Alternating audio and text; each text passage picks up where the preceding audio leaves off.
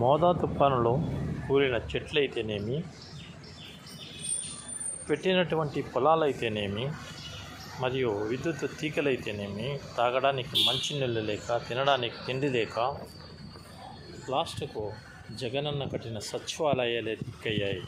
ఈ సచివాలయాల నుంచి గ్రామాల నుంచి ఒక సచివాలయము, ఒక్కొక్క సచివాలయమే ఒక రాజధాని. ఈ రాజధాని నుంచి వచ్చినటువంటి సచివాలయ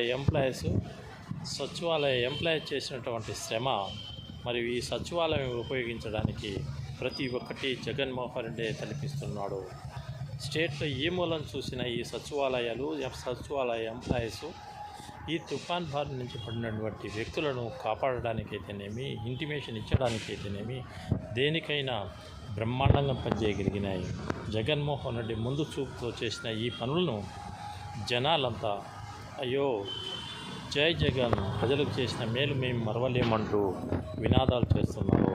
ఈ రోజుకైనా వైఎస్ఆర్ కాంగ్రెస్ పార్టీ లీడర్లు మరియు నాయకులు ఏరియాలలో సర్వేలు చేస్తూ వాళ్ళు తోచిన విధంగా సహాయం చేయడం చాలా గొప్ప మనసుతో చాటినటువంటి జగన్మోహన్ రెడ్డి పిలుపు మేరకు చేసినటువంటి ఈ కార్యకర్తలకు, లీడర్లకు నేను సెల్యూట్ చేస్తున్నాను. Thank you.